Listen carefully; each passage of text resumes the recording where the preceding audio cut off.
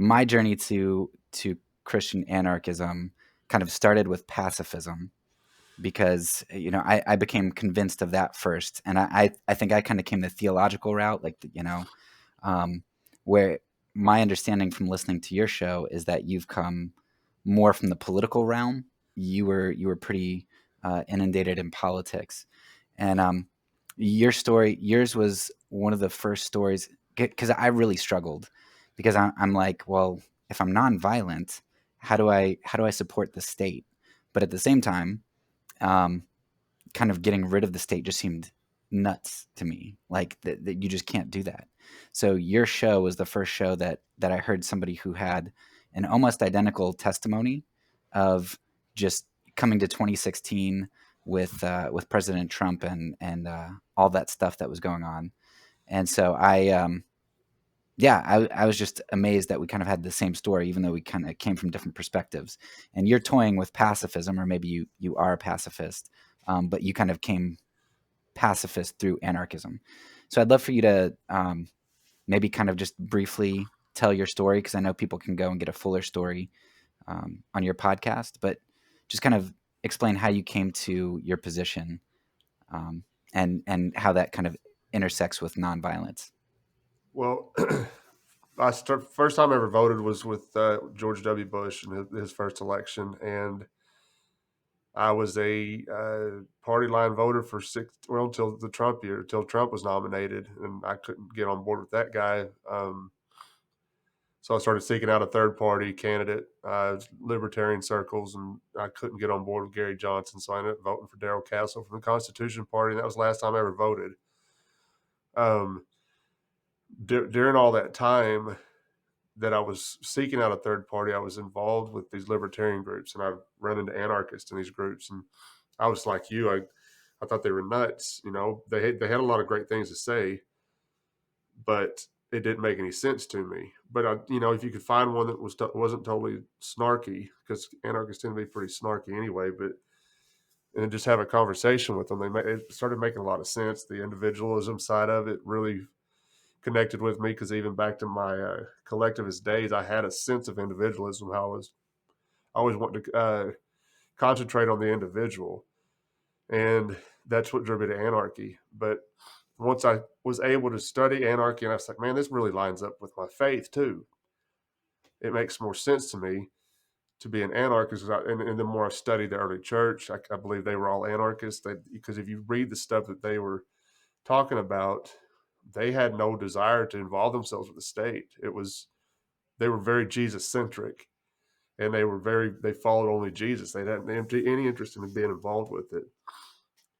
But yeah, I mean, it's kind of a roundabout way to go. I got there. It was just the nonviolent side of it. It's like how can you support the state if it is violent as it is? It didn't make any sense. I couldn't reconcile that in my head anymore.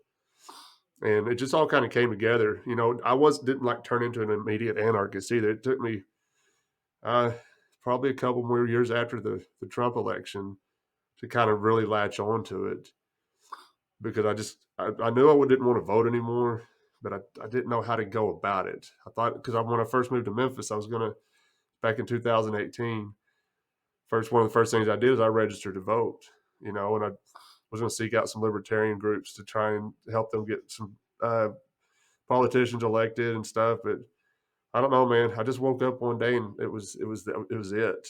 Especially when I could kind of put the two together with my faith. Yeah, it was for me, listening to your show and kind of realizing that anarchy might be a legitimate path to take. It was almost like a red pill, blue pill moment for me, because I had seen some of my friends who were so revolted by the evangelical community's embrace of Trump and just the double standards and the hypocrisy and immorality, that they ended up going like to the left. And I was like, that's not any better. They've got their own set of issues. But then when I started to toy with Christian anarchism, and I felt like for the first time I was able to step outside of everything and kind of see the field, and it's almost like a wake up moment. It was just surreal. Um, Yeah, that was one thing that I was really frustrated too. I understand what your friends were experiencing because I was getting that's another thing kind of spurred our project. I was getting really frustrated with other Christians and how they were latching on to Trump because he's vulgar. I mean, he's not a good person. I don't he's just that there's no way around that. But Christians would ignore it, and I became really frustrated with them. You know, you can't call yourself a Christian and then support or cheer somebody on that's acting like this, the way he's treating people. yeah, yeah, and anarchism, it allows you to. It's everybody else has to embrace this lesser of two evils ethic. They have to be complicit with some evil, but anarchism allows you to be consistent as a Christian, which is something that I didn't realize my whole life. I was fighting against consistency in some form or fashion.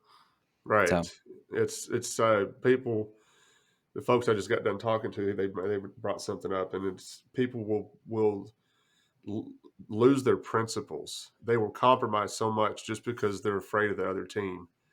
You know, and it's the this tribalistic mindset, man. That just I don't understand anymore. I guess I did at one time, but I don't remember being like that when what I saw with Trump. We saw some with Obama, you know, as far as how people were just worshiping this guy. But with Trump, man, it was so different. And I was done with it. It was just so gross to me, especially on the Christian side. I'm not so much concerned with how non Christians are behaving because I'm more concerned with how Christians are behaving. We're supposed to be the image bearers of Christ. And there's nothing Christ like about how these people were acting.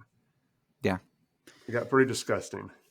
yeah, and then sacrificing truth. I mean, both sides are using propaganda, and both sides sacrifice truth in their defense and fear. So I want to kind of get a little bit more into this because I'm going to put this at the end of a season that I just did on government, and um, I'm doing the way that I do most of my seasons is that I set them up so that they're like cases. So you have evidence that kind of builds and then rebuttals. And so in this interview, I'm trying to kind of tie up some loose ends of um, I don't really understand anarchism fully, and trying to kind of round that out. So one of the things that I struggle with is, and I know you've mentioned it a couple times on your show, but the term anarchism is kind of abrasive and something that might turn people off. Well, it does turn people off at first. So why do you use that? Why do you continue to use that term if you know that it kind of hits people in the face and maybe turns some people away? When I first started, I've gotten away from it a little bit, but when I first started understanding it, I used it all the time because I liked it to slap people in the face with it because it would cause a conversation. And then I could explain because you were hearing what Sean Hannity and Donald Trump was calling anarchy with all these riots and stuff. And it's like, that's not anarchy. So I could call myself an anarchist, and then they would look at, they'd flinch because they thought you were supporting what these folks were doing out there. And I was like, no, that's not anarchy. But depending on the audience or who I'm speaking to, if I'm speaking to a Christian, I use the term voluntaryist more now than anarchy because they can understand that a little bit better.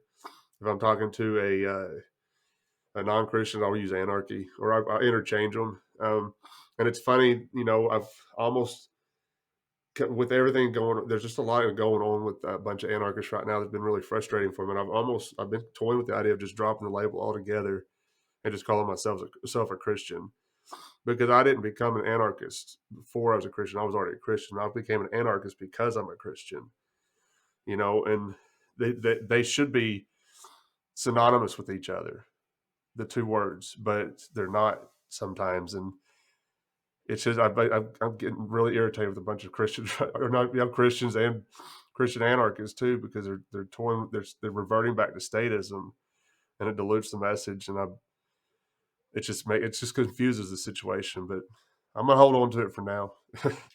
See Yeah, how it no, goes.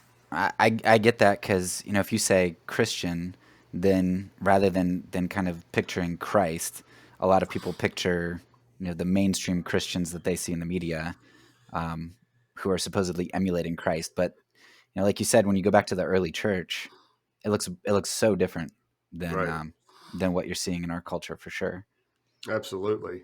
I've become really fascinated with the early church the longer this project's going on, because I didn't know anything about them really before this project, and then I want to learn more about them. We call ourselves bad Romans, you know. We need to go back and see what was going on back then and how the church was being persecuted and stuff. And the more I've read about them, man, it's fascinating. And then the way they interacted with the state is nothing like we see today. See the church doing today. The church is so entangled with it right now, and it's disrupting the message of Christ for sure. Yeah.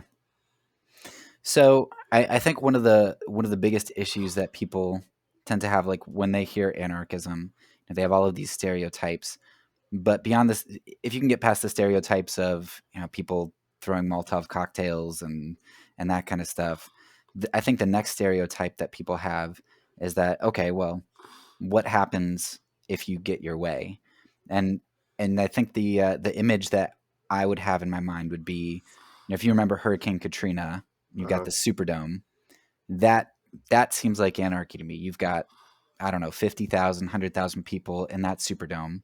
There's no law or order. There's no government around, and people were getting raped and robbed and murdered, and it was nuts.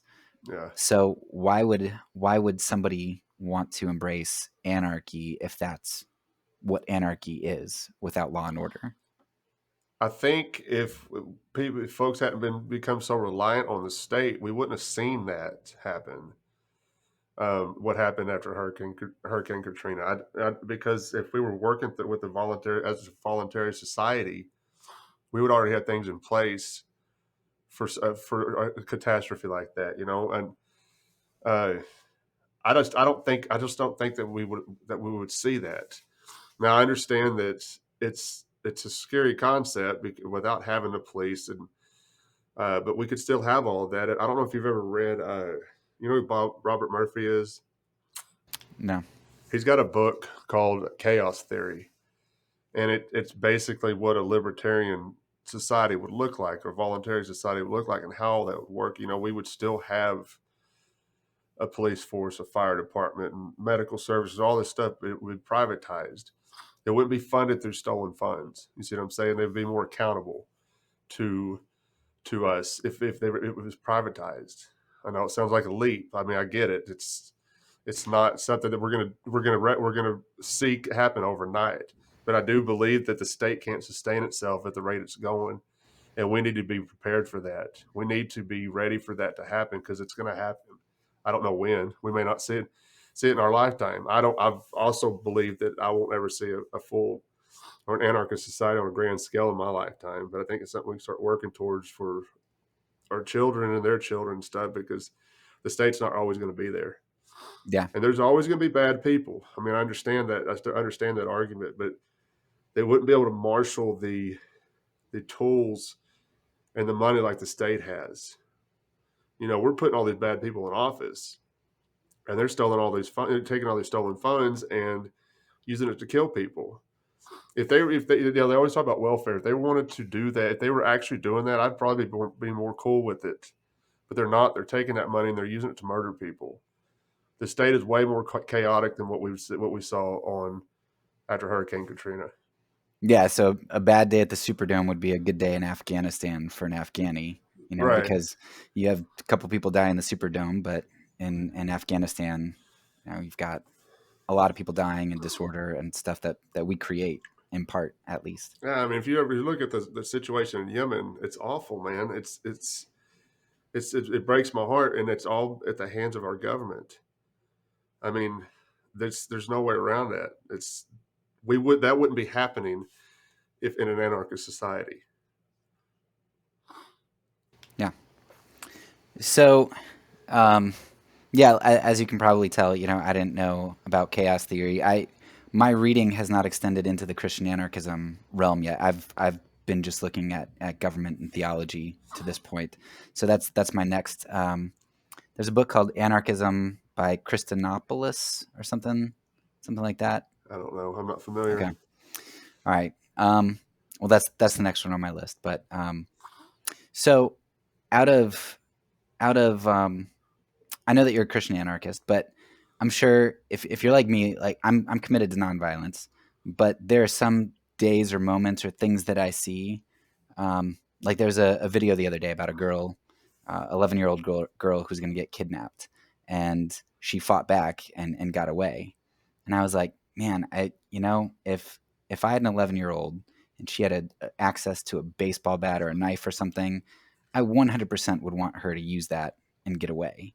So there are moments or days or situations where I think twice about nonviolence, um, for a moment.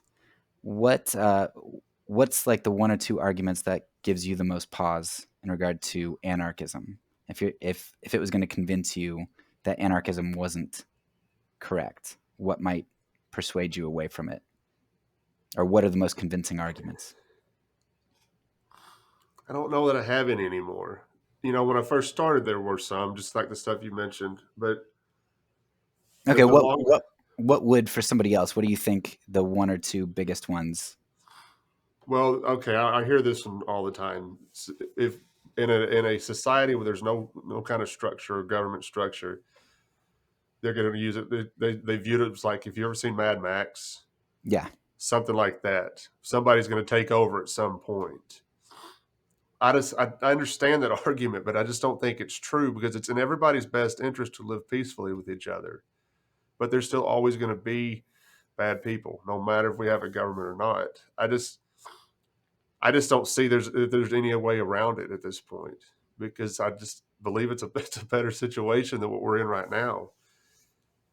yeah, I don't know. I just don't see those arguments anymore. I used to, and I get the same arguments quite a bit from folks, but I don't know. It just doesn't resonate with me. Because okay. I see the state for what it is. It's violent. It's coercive. It's a monster that is bigger than anything we've ever seen, that we'd ever see on a small scale of anarchism. So why do you jump straight from voting Republican or Libertarian to no government at all? Do you think that it's a leap to kind of jump to no government? I mean, what about a different form of government or advocating for a different party? Why can't we nuance this a little bit? Why do you have to go to the extreme? Because I just don't believe that we've tried that. We've tried. There's been other political parties throughout history, and we've tried all of it, and it's getting worse. Now you got the Democrats and Republicans; they're the two main ones that they'll know there won't ever be a third party to overtake either one of them. Not at this point. We're too far gone as a country, and that people are so ingrained in their tribalist side of it, with being a Democrat or Republican.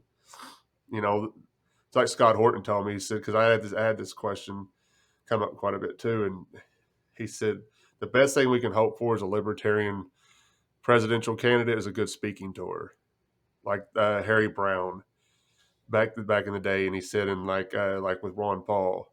So that's the best thing they can hope for is libertarians. They're not going to get elected. I mean, let's just be real. So Yeah. I don't think it's something to push for. It's a lost cause. We should start pushing for a free society that does include the state. Yeah, it is a leap. You're right. I didn't stop voting in 2016, but I didn't turn straight into anarchy either. It took me a couple of years. There's that joke. What's the difference between a libertarian and anarchist? Is about 6 months. It took me about 2 years to finally latch onto it. So you mentioned, the Libertarian Party and such, and I know on your show you mention, I think it's Ron Paul. You mention a lot as somebody who, I mean, I think you kind of look up to him a bit, like even if you disagree with him. Well, Um, I I do now. Now I wasn't like most libertarians, how they kind of came around to their way of thinking because of Ron Paul. When he was on stage in the Republican debates, I was booing him. I was one of the ones booing him because I thought he was unpatriotic. He wasn't supporting the military. And looking back on the things he was saying, he was right. He was right all along.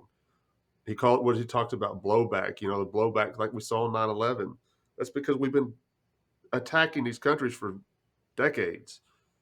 They're fighting back. We should expect them to fight back. I mean, what would we do if they were walking down our streets? Their tanks were walking down. driving through our streets. We want to fight back, and it's the same thing. But when yeah, with Ron Paul, he makes a lot of sense to me now. But back in the day, I was booing him off the stage. So if Ron Paul was running for president, even if you consider yourself a Christian anarchist, do you think that you would vote for him? No, Okay. no, I'm done with all that. I'm a Christian, and it's not something I'm going to entangle myself with anymore. Christians shouldn't be involved with the state in any fashion because we have Christ. That's who we're supposed to be following. If you read 1 Samuel 8, God was very clear when the Israelites demanded a king. He was saying they were rejecting him by doing that. We should take that seriously as Christians. If we're seeking another king or we're supporting a political party, we ought to take that very seriously, what God said, because we're rejecting Christ in that fashion. I don't think people understand that enough, especially non-anarchists or people that are still entangled with it. But Christian anarchists should understand that better than anybody. Yeah, I think it seems like you should be able to have God and Caesar, right? King David and Jesus. Um, and I think one of the things that makes people think that way, and maybe you could speak to this, is that so let's say you have a couple of the Christians like Ron Paul, who you think is pretty consistent and um, fairly moral. What what would happen if they all left politics? Like, wouldn't we basically, if you think it's bad now with all of the Christians in politics, what would giving control to the ungodly do to the world? And that's something that I get pushed back on a lot. Oh, yeah, trust me, I've heard that quite a bit. I think if these Christians that are running for office, or if they were actually promoting the kingdom of God, they wouldn't be distracted by the state. I don't think there's no evidence that Christians being in office has changed anything. Things are still getting worse. We still have professing Christians in office. It's still getting bad. It's still getting worse. It's not changing anything. Well, let's refocus. Let's refocus and follow Christ. Yeah, and to kind of piggyback on that, so I was interested when I put that last question down. I was interested to know, well, what percentage of congressmen and women are Christians? And so, according to Pew Research, right, and whenever the 116th Congress was, I don't know if it was like a year or two ago, but 86% of the Congress were Protestant, Catholic, or Orthodox Christians. So in the United States There you Congress, have it. yeah, You just proved your point. I mean, because if there's 86% of them are professing Christians, they're probably making things worse and by being in office because it's getting bad. So get out of there. yeah, and I mean, to think that, I bet if you'd go back 50 years, it would be a lot closer to 100%, because you couldn't say you weren't like, for politics, you had to say you were a Christian. And Yeah. so yeah, it seems to me like Christianity has been co-opted by the state, as opposed to the state co-opted by Christians, Yep. um, and that corrupting influence. So Absolutely. um, okay, so this next question is going to require a little bit of setup. So hopefully you can follow it, because hopefully I kind of explain it well enough. But there are kind of a couple pieces to it. So um, when COVID first happened, when COVID first came out, like a year and a half ago, I was really frustrated with conservative Christians, because they wouldn't listen to the medical personnel. They wouldn't listen to anybody, and they just immediately said, "Well, this is just the flu." And I was like, maybe it is, but we don't know. And so, and of course, on the other side, everybody was saying this is like the worst thing ever. And so I found that it was so hard to listen to anybody. Um, and at the same time, um, I struggled because um, as a Christian, so what my group, my conservative Christians, were saying is that the government is trying to trick us and the government's bad. And I'm like, yes, I believe that. But I also know that conspiracy theories are hard to pull off. And one of the best examples, Chuck Swindoll, he was a part of Watergate, and he said, "Look, if you have more than one person involved in something big, he's like, it's going to get ratted out. Like you're going to find out." And in fact, one of the big explanations for the resurrection or the defenses is that, hey, look, if you have 12 guys who claim to see something and none of them recant under torture and death, like then like that it's true, because when you have conspiracies, the more people involved, the less of a chance a conspiracy has to go forward. So my conservative group was telling me that this whole COVID thing is a conspiracy and it's not real, or it's overblown. And I was like, I'm going to struggle with that because I believe Jesus resurrected from the dead, because conspiracy theories are hard to pull off. And you're telling me that like tens of thousands of people are involved in a conspiracy that nobody knows about. Um, but at the same time, just a couple months ago, are you familiar with the Wall Street bets? Um, I don't think so. okay, so a couple months ago, there was a Reddit group that that just like they were able to get GameStop stock to like rise exponentially, like from $5 to like $400. Oh wait, I think I did hear something about that. Yeah, so basically what they did is like through the Reddit, they were able to get a lot of people to come on board and buy this stock and hold it. And so they were telling everybody hold, hold, hold, like buy more, and so they could keep making the stock price go up. Well, I was in that Reddit group and I was watching what they were saying, and then I started to see on Fox, NBC, like all these news sources, they were saying the opposite of what they were saying on the Reddit. They were saying, "Hey, this, the Wall Street Bets subreddit, they're saying to go buy this stock or to, do this, whatever." They weren't saying it, and so like in real time, I could pull up all these news sources, every news source, like Coca-2 or whatever, GameSpot, like anything. Um, they were all saying something that was not true. Like I was seeing it in real time, and I was like, "Holy cow!" Every single media source, every single one is lying in real time. Like I can see it happen. And that was kind of a turning point for me in seeing that conspiracies can be pulled off. So I'm really struggling at the moment when I think about anarchism and a distrust of the state. I 100% believe that human nature is terrible. You give them power, they're even worse. So I hate the state, and I know that they're terrible. But at the same time, there's a lot of my reality, including my Christian reality, that kind of hinges on conspiracy theories being hard to pull off. And I sort of feel like it's difficult to discern what's true now. So, how do you, like with your worldview at this point and your distrust for government, but you're also a Christian, how do you sift through what's true and when to submit to the government, and when it's something that you need to push back against? Well, I don't watch mainstream media at all. I refuse to watch it. The only time I ever see it is when I'm at work on break, and one of the TVs is on Fox News, and with the volume turned down, thankfully. But other than that, I don't pay attention to what they have to say. I think they're all government channels. If I need to try to find out some truth, I could go listen to a podcast that I trust. With the COVID stuff, I don't know if it was a conspiracy or not. I don't, because you've seen so much suppression by social media and stuff of people trying to get stuff out that they've learned about all this, and they get kicked off of Twitter, they get kicked off of Facebook. So we don't. There's information out there, but we don't know how much we're missing because it's being suppressed. You can't hardly put anything up on Facebook anymore without them tagging it with the COVID-19 something or other. I mean, it could be a joke, a total joke, and they're going to tag it. Yeah.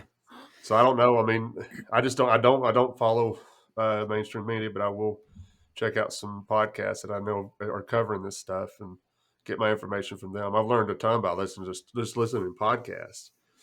So how do you avoid that becoming the same thing as like You know, my uncle or grandpa who sits in front of Fox News and gets one source. How do you avoid if you only listen to people who think like you, which maybe that's not what you do, but how do you know that that's truth then? Well, because the message seems to be very consistent among all the podcasts. From what I'm, and it's funny, I'll get led to another podcast that I never heard of, and it just leads me down a rabbit hole of other podcasts, But the messaging that they're getting out there about the COVID stuff has been very consistent. Until so to me, it's easier if it's consistent. If it's a consistent message, there's got to be some truth to it. Mainstream media, there's nothing consistent about what they're talking about. They'll flip their view on things the next day depending on what the popular idea is. Depending on whoever they're supporting. Fox News supports the right, and CNN all of a sudden support the left. So, but if it doesn't help the ratings, they can flip the script pretty quick. Completely inconsistent, so I don't follow it. Yeah, we're we wear masks and stuff to because we're good with trying to just if it makes other people feel comfortable, whatever. But there are some things that have made me start um, to kind of feel like there is some pushback that needs to happen. Like one of the things that I've seen through your discussion group is they're telling you to wear masks to protect other people, but now you get the vaccine and I said that they can take off the mask, but you have a lot of people advocating not taking off the masks. It's like, well, it's not the masks aren't to protect you. You've said that they're not to protect you; they're to protect other people. So, um, and I had somebody the other day. I don't know if this is true at all, but it's one of those things that makes perfect sense to me. But we are talking about how on the Pennsylvania Turnpike they're getting rid of toll booths because they've got like these cameras that can just snag your license plate easy. And I remember a couple years ago I was watching the Jim Jeffries show from Comedy Central, and he was talking about the social capital that they have in China, where they can like detect pretty much every Chinese person's face they can detect. And so if you litter, you go down in social points. And they actually have like dating apps and things that shows you the amount of points that somebody has. And so it's nuts. You should go watch it because Jim Jeffries at least makes it funny. I hope that's true. It, That's it that is true. That is true. China is nuts in terms of what they're doing with their cameras, and this was just a couple years ago. But somebody said something to me because in the Jim Jeffries show, they talk about how many cameras they actually have in the United States. And then this was several years ago, and so that they have tons and tons of them here. We just don't really have that social capital system. But somebody mentioned to me, he said, "Yeah, you know why they're having us wear masks, right? Because cameras don't do well detecting people just from their eyes. Like you need their whole face. So if you get everybody to wear masks, they're going to be able to get their scanning system down a lot I better." actually heard that. I heard Yeah. that right at the very beginning. I heard something like that. I don't know. I don't know if I buy into that or not.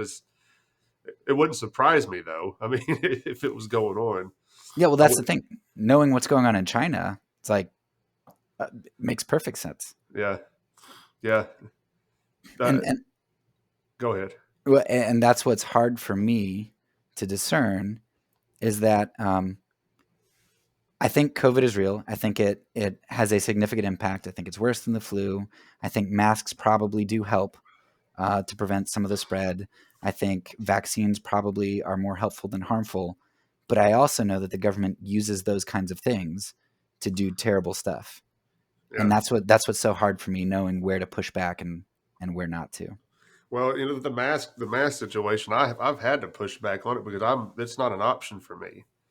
I'm severely claustrophobic, and so I cannot wear a mask. I've been carrying a doctor's note around since August that I could show work because work wasn't really doing enforcing it, and then they started enforcing. I was like, I can't do it, and they tried to bring a face shield out, and I said, I can't do. I said, you don't understand claustrophobia. Apparently, I said, I can't have that in my face, and so I've had to push back. And the HR lady, she's like, well, how do you go to stores and how do you move around with all this? I said, just like normal. I said, there's some stores are not enforcing it. I said, if I have to go grocery shopping, I can do it online and they'll bring it out to my truck. There's ways around it, but I'm glad to see that kind of going away. The masks are falling off. It's just, I want to see people smiling again. People have been so sad lately with all this stuff. And I've said from the get go, I think COVID is real. I've never downplayed that at all. Um, I think it's a harsher version of the flu is what I think, because I think we see it every year, man. When people be like, "Man, that bug going around is really nasty."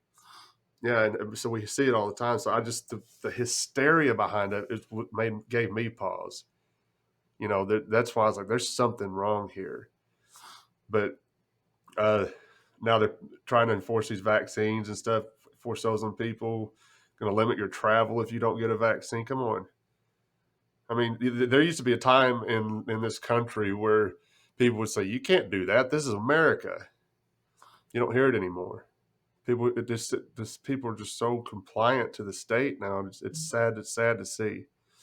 Hopefully, hopefully it goes away. I bought a house, moved out a little further away from Memphis, and it's a different mindset out here. It's more like a small town mindset, and people just they don't care if you're wearing it or not. Some people do, but you go to Memphis, man, if you don't have one on, man, the dirty looks. I got hollered at in the doctor's office by this lady because I wasn't wearing one. Yeah. It's I hate how has taken such control over people. People are still wearing them. Even like you said, even they've been told they don't have to. They've been conditioned now. They don't know how to live without that mask anymore because they're still afraid. There's still this fear aspect behind it. What I've done with it, and like I said, I can't wear a mask, but what I've done when I haven't been sick this whole time, and I know I know I've come in contact with folks, but because some guys that work at it, but I just increased my vitamins, started taking more supplements to boost my immune system, stuff that this is stuff that was coming out that people weren't hearing about, vitamin D and stuff. They were saying this from the beginning, take this stuff, it help fight this stuff off. And I added a couple other things to it, and I've been fine. Yeah. Sorry if we got off track there. No, it's good. Um, yeah. Okay. So I guess we'll make this the last question here. And I'm sure there will be more that'll come to me later. But so if you could recommend two or three resources, whether that's books or podcasts, and you can plug your own there at the end too. But if you other than yours, which I'll link in the show notes, if you can plug two or three other resources or books. Like I said, I'm really fascinated by the early church and what I've learned from their writings. And there's a book. It's called "The Early Christians in Their Own Words." It's a fascinating book. I mean, you could go through, and they got different sections, and there's a specific section about the state and how they responded to the state. It's called the author is Eberhard Arnold, I think, is what his name is. It's a great book. Podcast wise, I mean, if you're looking for more Christian anarchist stuff, there's also always Anarcho Christian. Stephen does a great job with that show. Godarchy with Mike Maharry. Chris Polk had one. He runs out of time because he's so busy with work, but he's had one called Unbeliever. But hopefully he gets back on track with that. I would check those three out for sure. Okay. And then do you want to talk a little bit about yours? Sure. It's a Bad Roman project. We have a website at thebadroman.com. You can find all of our podcasts there, or you can find our podcasts wherever you listen to podcasts. We're all over the place. We've got a blog on the website as well that's growing. We invite listeners to the show to come on and write for us, and that's become one of maybe my favorite part of the project is how people have offered to do that, to write for us. Because when we first started, my producer, she said, we're going to have to start a website. And I was like, well, I just want to get behind them. I needed somebody to help me get started with a podcast. And I found her on Upwork, and she goes, we're going to need a website. We're going to have to write a blog. I'm like, oh, hang on a second. I just want to get behind a microphone and holler at Christians. That's all I want to do. But she was right. But but the blog is growing. We have a lot of stuff in the works to publish. We try to publish one every other week. That's the opposite week of our podcast, and that's been a lot of fun to watch. People reaching out and wanting to write for us because I didn't know how we were going to do it. At first, we had a couple people. I asked some people to come on and write and help get it started, and but I didn't know how I didn't want. I couldn't keep everybody so busy with it. People are so busy right now. But so I asked my producer. I said, "Hey, what do you think about just inviting the listeners to write for us if they wanted to?" I kind of got the idea from Scott Horton by listening to him, because if you listen to a lot of the folks he talks to, they write for antiwar.com, and that's who he's interviewing on the show quite a bit. So I was like, well, that's cool. I can get them to write, and then I'll get them on the show too, and talk to them a little bit about it. All right. Well, I think that kind of exhausts all of the questions that I had that I think were in your wheelhouse that you could hit pretty well. Um, I hope I was able to answer everything. yeah, and I mean for me, it's still just like with the nonviolence thing. I mean, there are aspects where, or even with Christianity, like the problem of evil, like that's always going to nag at me, and it's never going to be 100% satisfactory. And I think that's what a lot of people require of pacifists or anarchists. They require that 100% certainty to be able to switch. And I try to emphasize that, hey, look, it's a cumulative case. If I make a 51% case, then you're more reasonable to switch sides. But they hold us to too high of a standard, I think.